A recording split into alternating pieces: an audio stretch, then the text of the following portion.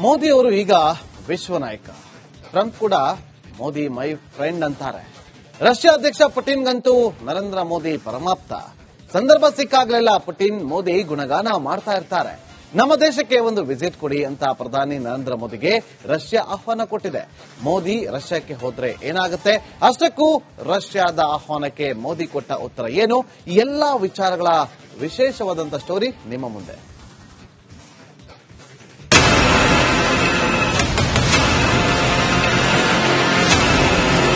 ಭಾರತದ ಆಪ್ತ ಮಿತ್ರ ರಷ್ಯಾ. ಎಲ್ಲ ಕಾಲದಲ್ಲೂ ಭಾರತದ ನೆರವಿಗೆ ನಿಂತ ಪರಮಾಪ್ತ ರಷ್ಯಾ. ಈಗಂತೂ ಭಾರತ ರಷ್ಯಾ ಸಂಬಂಧ ಮೊದಲಿಗಿಂತಲೂ ಗಾಢವಾಗಿದೆ.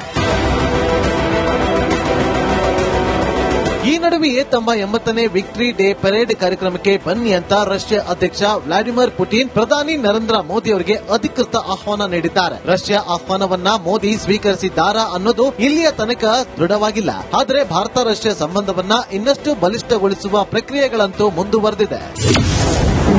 ಇದು ಒಂದು ರೀತಿ ನಮ್ಮ ರಿಪಬ್ಲಿಕ್ ಡೇ ಪರೇಡ್ ಇದ್ದಂತೆ. 2ನೇ ವಿಶ್ವ ಯುದ್ಧದಲ್ಲಿ ರಷ್ಯಾ ಎದುರು ಜರ್ಮನಿ ಶರಣಾಗತಿಯ ಸ್ಮರಣೆ. 80 ವರ್ಷಗಳ ಹಿಂದೆ ನಾಜಿ ಜರ್ಮನಿ ರಷ್ಯಾ ಎದುರು ಶರಣಾಗಿತ್ತು. ಇದರ ನೆನಪಿಗಾಗಿ ವಿಕ್ಟರಿ ಡೇ ಪರೇಡ್ ನಡೆಸಲಾಗುತ್ತೆ. ಈ ಪರೇಡ್ ನಲ್ಲಿ ರಷ್ಯಾ ತನ್ನ ಮಿಲಿಟರಿ ಶಕ್ತಿ ಪ್ರದರ್ಶನ ಮಾಡುತ್ತದೆ. ಪರಮಾಪ್ತ ದೇಶದ ನಾಯಕರನ್ನ ಪರೇಡ್ಗೆ ಆಹ್ವಾನಿಸಲಾಗುತ್ತದೆ.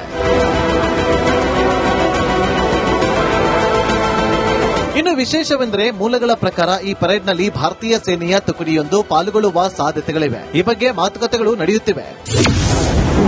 ಪ್ರಧಾನಿ ಮೋದಿ ಅವರು 2024ರ ಜುಲೈನಲ್ಲಿ ರಷ್ಯಾಗೆ ಭೇಟಿ ಕೊಟ್ಟಿದ್ರು. ಇದು ಸುಮಾರು 5 ವರ್ಷಗಳಲ್ಲಿ ಅವರ ಮೊದಲ ವಿದೇಶ ಪ್ರವಾಸವಾಗಿತ್ತು. ಭೇಟಿ ವೇಳೆ ಭಾರತಕ್ಕೆ ಭೇಟಿ ನೀಡುವಂತೆ ರಷ್ಯಾ ಅಧ್ಯಕ್ಷ ವ್ಲಾಡಿಮಿರ್ ಪುಟಿನ್ಗೆ ಪ್ರಧಾನಿ ಮೋದಿ ಆಹ್ವಾನ ನೀಡಿದ್ದರು. ಅದಕ್ಕೆ ರಷ್ಯಾ ಅಧ್ಯಕ್ಷ ಒಪ್ಪಿಕೊಂಡಿದ್ರು. ಆದರೆ ಪುಟಿನ್ ಅವರ ಭೇಟಿಯ ದಿನಾಂಕಗಳನ್ನ ಇನ್ನೂ ಅಂತಿಮಗೊಳಿಸಿಲ್ಲ. ಪುಟಿನ್ ಭೇಟಿಗೂ ಮುನ್ನ ಮೋದಿಗೆ ವಿಶೇಷ ಆಹ್ವಾನಿಸಲಾಗಿದ್ದು, ವಿಜಯ ದಿನದ ಮೆರವಣಿಗೆಯಲ್ಲಿ ಮೋದಿ ಭಾಗಿ ಸಾಧ್ಯತೆ ಇದೆ. ಪುಟಿನ್ ಭಾರತ ಭೇಟಿ ಸಂದರ್ಭದಲ್ಲಿ ಎರಡೂ ದೇಶಗಳ ನಡುವೆ ಶೃಂಗಸಭೆ ನಡೆಯಲಿದೆ. ರಕ್ಷಣೆ, ತಂತ್ರಜ್ಞಾನ ಸೇರಿದಂತೆ ಹಲವು ವಿಚಾರಗಳಲ್ಲಿ ಎರಡೂ ದೇಶಗಳು ಹೊಸ ಒಪ್ಪಂದಕ್ಕೆ ಸಹಿ ಹಾಕಲಿದೆ. News desk, Republic Kannada.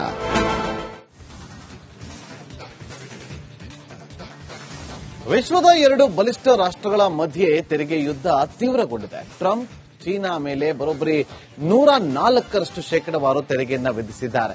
ಇದಕ್ಕೆ ಸೆಡ್ಡು ಹೊಡೆದಿರುವಂತಹ ಜಿನ್ಪಿಂಗ್ ಅಮೆರಿಕ ಸರಕುಗಳ ಮೇಲೂ ಕೂಡ ಪ್ರತಿ ಸುಂಕವನ್ನ ವಿಧಿಸಿದೆ.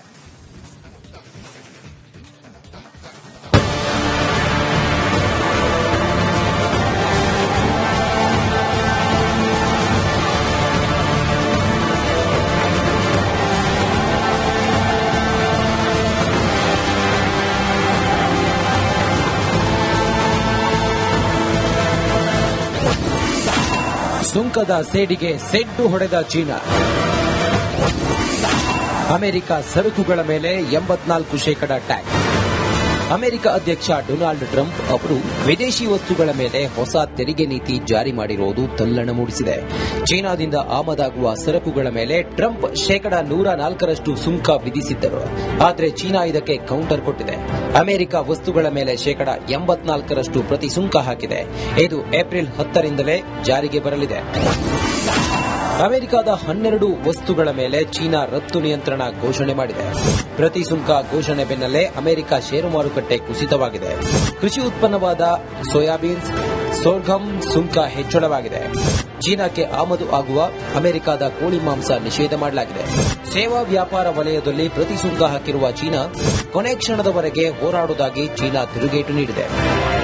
ಟ್ರಂಪ್ ಸುಂಕ ವಾರ್ ಚೀನಾವನ್ನ ಎಷ್ಟರ ಮಟ್ಟಿಗೆ ಕಂಗೆಡಿಸಿದೆ ಅಂದ್ರೆ ಅಮೆರಿಕದ ವಿರುದ್ಧ ಹೋರಾಡೋಕೆ ಏಷ್ಯಾದ ಪ್ರಬಲ ರಾಷ್ಟ್ರಗಳು ಒಂದಾಗಬೇಕು ಎಂದಿದೆ. ಭಾರತದಲ್ಲಿನ ಚೀನಾ ರಾಯಭಾರ ಕಚೇರಿಯ ವಕ್ತಾರರು ಮಂಗಳವಾರ ಸೋಷಿಯಲ್ ಮೀಡಿಯಾದಲ್ಲಿ ಪೋಸ್ಟ್ ಮೂಲಕ ಚೀನಾ ಮತ್ತು ಭಾರತ ಅಮೆರಿಕದ ಸುಂಕ ನೀತಿಯ ವಿರುದ್ಧ ಒಗ್ಗಟ್ಟಿನಿಂದ ಹೋರಾಡಬೇಕು ಎಂದು ಹೇಳಿದ್ದಾರೆ.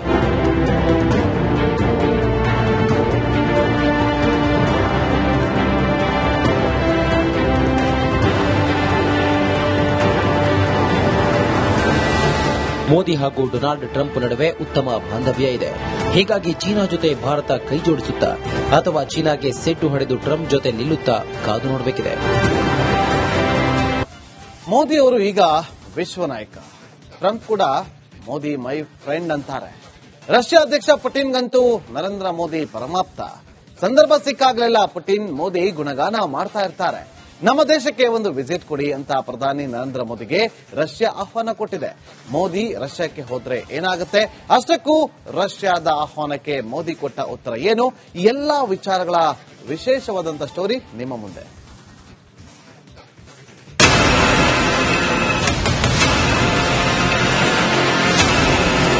ಭಾರತದ ಆಪ್ತ ಮಿತ್ರ ರಷ್ಯಾ, ಎಲ್ಲ ಕಾಲದಲ್ಲೂ ಭಾರತದ ನೆರವಿಗೆ ನಿಂತ ಪರಮಾಪ್ತ ರಷ್ಯಾ. ಈಗಂತೂ ಭಾರತ ರಷ್ಯಾ ಸಂಬಂಧ ಮೊದಲಿಗಿಂತಲೂ ಗಾಢವಾಗಿದೆ. ಈ ನಡುವೆಯೇ ತಮ್ಮ 80ನೇ ವಿಕ್ಟರಿ ಡೇ ಪರೇಡ್ ಕಾರ್ಯಕ್ರಮಕ್ಕೆ ಬನ್ನಿ ಅಂತ ರಷ್ಯಾ ಅಧ್ಯಕ್ಷ ವ್ಲಾಡಿಮಿರ್ ಪುಟಿನ್ ಪ್ರಧಾನಿ ನರೇಂದ್ರ ಮೋದಿ ಅವರಿಗೆ ಅಧಿಕೃತ ಆಹ್ವಾನ ನೀಡಿದ್ದಾರೆ. ರಷ್ಯಾ ಆಹ್ವಾನವನ್ನ ಮೋದಿ ಸ್ವೀಕರಿಸಿದ್ದಾರಾ ಅನ್ನೋದು ಇಲ್ಲಿಯ ತನಕ ದೃಢವಾಗಿಲ್ಲ. ಆದರೆ ಭಾರತ ರಷ್ಯಾ ಸಂಬಂಧವನ್ನ ಇನ್ನಷ್ಟು ಬಲಿಷ್ಠಗೊಳಿಸುವ ಪ್ರಕ್ರಿಯೆಗಳಂತೂ ಮುಂದುವರೆದಿದೆ. ಇದು ಒಂದು ರೀತಿ ನಮ್ಮ ರಿಪಬ್ಲಿಕ್ ಡೇ ಪರೇಡ್ ಇದ್ದಂತೆ. 2ನೇ ವಿಶ್ವ ಯುದ್ಧದಲ್ಲಿ ರಷ್ಯಾ ಎದುರು ಜರ್ಮನಿ ಶರಣಾಗತಿಯ ಸ್ಮರಣೆ. 80 ವರ್ಷಗಳ ಹಿಂದೆ ನಾಜಿ ಜರ್ಮನಿ ರಷ್ಯಾ ಎದುರು ಶರಣಾಗಿತ್ತು. ಇದರ ನೆನಪಿಗಾಗಿ ವಿಕ್ಟರಿ ಡೇ ಪರೇಡ್ ನಡೆಸಲಾಗುತ್ತೆ. ಈ ಪರೇಡ್ ನಲ್ಲಿ ರಷ್ಯಾ ತನ್ನ ಮಿಲಿಟರಿ ಶಕ್ತಿ ಪ್ರದರ್ಶನ ಮಾಡುತ್ತದೆ. ಪರಮಾಪ್ತ ದೇಶದ ನಾಯಕರನ್ನ ಪರೇಡ್ಗೆ ಆಹ್ವಾನಿಸಲಾಗುತ್ತದೆ. ಇನ್ನು ವಿಶೇಷವೆಂದರೆ ಮೂಲಗಳ ಪ್ರಕಾರ ಈ ಪರೇಡ್ನಲ್ಲಿ ಭಾರತೀಯ ಸೇನೆಯ ತುಕಡಿಯೊಂದು ಪಾಲ್ಗೊಳ್ಳುವ ಸಾಧ್ಯತೆಗಳಿವೆ. ಈ ಬಗ್ಗೆ ಮಾತುಕತೆಗಳು ನಡೆಯುತ್ತಿವೆ. ಪ್ರಧಾನಿ ಮೋದಿ ಅವರು 2024ರ ಜುಲೈನಲ್ಲಿ ರಷ್ಯಾಗೆ ಭೇಟಿ ಕೊಟ್ಟಿದ್ರು. ಇದು ಸುಮಾರು 5 ವರ್ಷಗಳಲ್ಲಿ ಅವರ ಮೊದಲ ವಿದೇಶ ಪ್ರವಾಸವಾಗಿತ್ತು. ಭೇಟಿ ವೇಳೆ ಭಾರತಕ್ಕೆ ಭೇಟಿ ನೀಡುವಂತೆ ರಷ್ಯಾ ಅಧ್ಯಕ್ಷ ವ್ಲಾಡಿಮಿರ್ ಪುಟಿನ್ಗೆ ಪ್ರಧಾನಿ ಮೋದಿ ಆಹ್ವಾನ ನೀಡಿದ್ದರು. ಅದಕ್ಕೆ ರಷ್ಯಾ ಅಧ್ಯಕ್ಷ ಒಪ್ಪಿಕೊಂಡಿದ್ರು. ಆದರೆ ಪುಟಿನ್ ಅವರ ಭೇಟಿಯ ದಿನಾಂಕಗಳನ್ನ ಇನ್ನೂ ಅಂತಿಮಗೊಳಿಸಿಲ್ಲ. ಪುಟಿನ್ ಭೇಟಿಗೂ ಮುನ್ನ ಮೋದಿಗೆ ವಿಶೇಷ ಆಹ್ವಾನಿಸಲಾಗಿದ್ದು, ವಿಜಯ ದಿನದ ಮೆರವಣಿಗೆಯಲ್ಲಿ ಮೋದಿ ಭಾಗಿ ಸಾಧ್ಯತೆ ಇದೆ. ಪುಟಿನ್ ಭಾರತ ಭೇಟಿ ಸಂದರ್ಭದಲ್ಲಿ ಎರಡೂ ದೇಶಗಳ ನಡುವೆ ಶೃಂಗಸಭೆ ನಡೆಯಲಿದೆ. ರಕ್ಷಣೆ, ತಂತ್ರಜ್ಞಾನ ಸೇರಿದಂತೆ ಹಲವು ವಿಚಾರಗಳಲ್ಲಿ ಎರಡೂ ದೇಶಗಳು ಹೊಸ ಒಪ್ಪಂದಕ್ಕೆ ಸಹಿ ಹಾಕಲಿದೆ. News desk, Republic Kannada.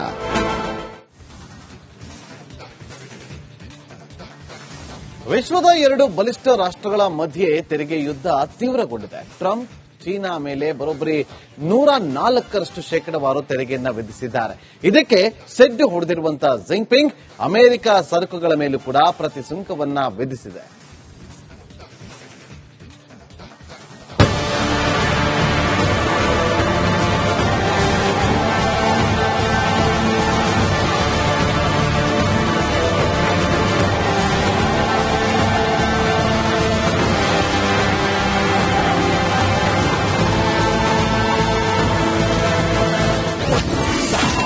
ಸುಂಕದ ಸೇಡಿಗೆ ಸೆಡ್ಡು ಹೊಡೆದ ಚೀನಾ.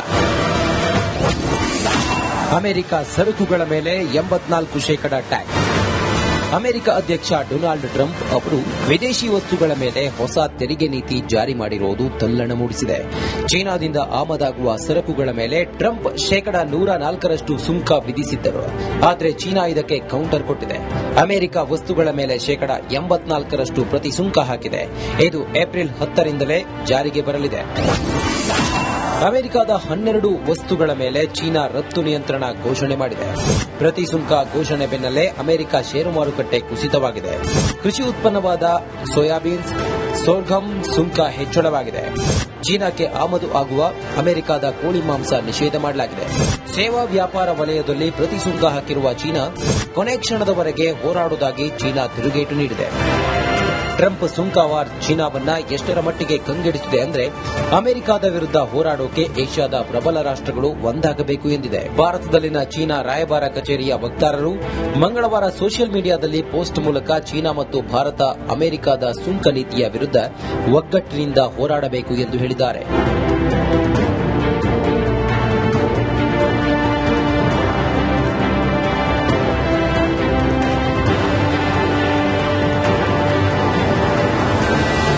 ಮೋದಿ ಹಾಗೂ ಡೊನಾಲ್ಡ್ ಟ್ರಂಪ್ ನಡುವೆ ಉತ್ತಮ ಬಾಂಧವ್ಯ ಇದೆ. ಹೀಗಾಗಿ ಚೀನಾ ಜೊತೆ ಭಾರತ ಕೈಜೋಡಿಸುತ್ತಾ ಅಥವಾ ಚೀನಾಗೆ ಸೆಡ್ಡು ಹೊಡೆದು ಟ್ರಂಪ್ ಜೊತೆ ನಿಲ್ಲುತ್ತಾ ಕಾದು ನೋಡಬೇಕಿದೆ.